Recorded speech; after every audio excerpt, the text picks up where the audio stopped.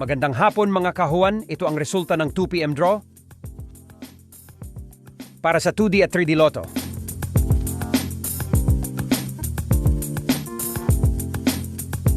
Para sa 2D Lotto result 2 PM draw,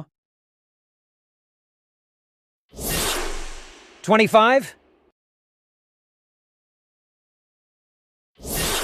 9, in exact order.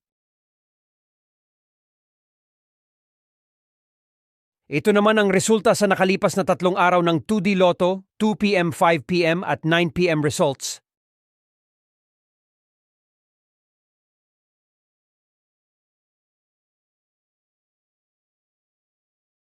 Para naman sa 3D Lotto result 2 PM draw, 6, 6, 0, in exact order.